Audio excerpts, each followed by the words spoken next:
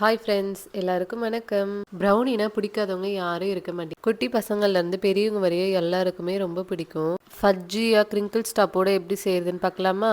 இன்னைக்கு நான் வீட்டில் இருக்க திங்ஸை வச்சு உங்களுக்கு செஞ்சு காட்ட போகிறேன். சில பேர் கேக் செய்யறதுக்கு அதுக்கான திங்ஸு, அதுக்கப்புறம் மெஷர்மெண்ட் கப்பு அதெல்லாம் இருந்தால் தான் செய்ய முடியும் அப்படின்னு நினச்சிக்கிட்டு இருப்பீங்க. ஏன் அதனால செய்யாமல் கூட விட்டுருவோம். ஆனால் நான் அதெல்லாம் இல்லாமல் ஓவன் கூட இல்லாமல் எப்படி வீட்டிலேயே சிம்பிளாக செய்கிறேன்னு பார்க்கலாமா? 25 கிராம்ஸ் பட்டர் எடுத்துக்கிட்டேன். பட்டரை கிண்ணத்தில் போட்டுட்டு அதை லோ ஃப்ளேமில் வச்சு அப்படியே மிக்ஸ் பண்ணிக்கிட்டே இருக்கலாம். கிரிங்கிள் ஸ்டாப்போட ப்ரௌனி வர்றதுக்கு இது ஒரு சீக்ரெட்டு. நல்லா ப்ரௌன் கலர் ஆகிற வரையும் நல்லா மிக்ஸ் பண்ணிக்கிட்டே இருக்கலாம். ப்ரௌன் ஆனதுக்கப்புறம் எடுத்துடலாம். நான் ஒரு 75 கிராம்ஸ் அளவுக்கு டார்க் சாக்லேட் எடுத்திருக்கேன். அதில் 25 கிராம்ஸ் மட்டும் எடுத்து வச்சிடலாம். எதுக்காகன்னு லாஸ்ட்டில் சொல்கிறேன். பட்டர் ஹீட்டாக இருக்கும், அந்த ஹீட்லேயே போட்டுட்டு நம்ம சாக்லேட்டை நல்லா மிக்ஸ் பண்ணிக்கலாம். இப்போ 2 டேபிள் ஸ்பூன் கொக்கோ பவுடர் எடுத்திருக்கேன். ஹீட்லாம் போனதுக்கப்புறமா நம்ம கொக்கோ பவுடரையும் போட்டு நல்லா மிக்ஸ் பண்ணி விட்டுக்கலாம், கட்டி இல்லாமல். இந்த மாதிரி மிக்ஸ் பண்ணி வச்சுக்கலாம். இப்போ ஒரு பவுலில் ஒரு முட்டையை உடச்சி ஊற்றிக்கிறேன்.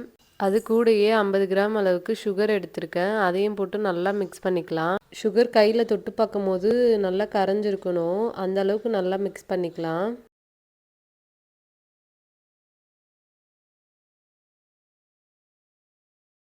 இந்த மாதிரி நல்லா மிக்ஸ் பண்ணிக்கணும்.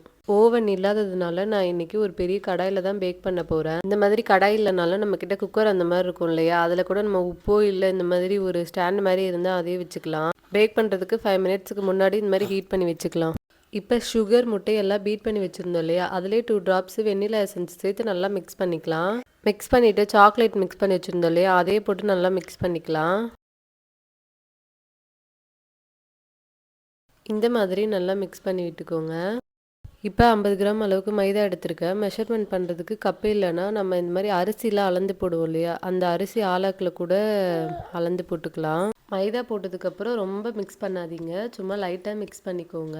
பேக் பண்ணுறதுக்கு ட்ரே இல்லைனாலும் நம்மக்கிட்ட கிண்ணம் அந்த மாதிரி இருக்கும் இல்லைங்களா, அதை கூட வச்சு பேக் பண்ணிக்கலாம். அதில் பட்டர் கொஞ்சம் ஃபுல்லாக அப்ளை பண்ணிவிட்டு பட்டரு இல்லை நெய் அந்த மாதிரி கூட போட்டுக்கலாம். அதுக்கு மேலே மைதா இருந்தால் அதையும் போட்டு நல்லா அப்ளை பண்ணிவிட்டு மீதி இருந்தால் அதை கீழே கொட்டிடுங்க. அதுக்கப்புறம் நம்ம கலக்கி வச்சுருந்த பேட்டரை எடுத்து ஃபுல்லாக ஊற்றிக்கலாம். எல்லாமே ஊற்றினதுக்கப்புறம் நல்லா அதை தட்டி விட்டுக்கோங்க, அப்போ தான் அதில் பபிள்ஸ் இருந்தால் கூட போயிடும். நம்மளுக்கு வேணுன்னா இந்த மாதிரி சாக்லேட்டு இல்லை நட்ஸு அந்த மாதிரி கூட உள்ளே ஃபுல்லாக போட்டுக்கலாம், இன்னும் நல்லா டேஸ்டியாக இருக்கும். 75 கிராம்ஸ் சாக்லேட் எடுத்திருந்தோம் இல்லையா, அதில் 15 கிராம்ஸ் தான் நான் இதில் ஆட் பண்ணியிருந்தேன். மீதி 25 கிராம்ஸ் வச்சுருந்தோம்ல, அதை இப்போ மேலே அப்படியே சாக்லேட்டை குட்டி குட்டியாக கட் பண்ணி போட்டுக்கிறேன். அது கூடயே நம்மளுக்கு நட்ஸ் வேணுனாலும் போட்டுக்கலாம். போட்டுட்டு அதையும் நல்லா தட்டி விட்டுக்கோங்க. இப்போ ட்ரேவை ப்ரீ ஹீட் பண்ணி வச்சுருந்த கடாயில் வச்சுட்டு 13 to 45 மினிட்ஸ் லோ ஃப்ளேமில் வச்சு குக் பண்ணுங்கள். 13 மினிட்ஸ்க்கு அப்புறம் நம்ம ஒரு ஸ்பூன் எதனா வச்சு உள்ளே குத்தி பார்த்தா ஒட்டாமல் இருக்கணும். ஒட்டாமல் வந்தால் கேக் ரெடி ஆயிடுச்சுன்னு அர்த்தம். நான் இந்த மாதிரி செக் பண்ணிக்கிட்டேன், ஒட்டாமல் வந்துடுச்சு. அப்போ கேக் ரெடி ஆயிடுச்சு. அவ்வளோதான், ஃபஜ்ஜியான ப்ரௌனி ரெடி ஆயிடுச்சு. கடைங்களெல்லாம் வாங்காமல் வீட்டிலேயே நம்மளாம் ஹோம்மேடாக செஞ்சு சாப்பிட்லாம். கரெக்டாக இந்த மாதிரி சரியான அளவுகளோடு செஞ்சு பாருங்கள், உங்களுக்கும் கரெக்டாக வரும்.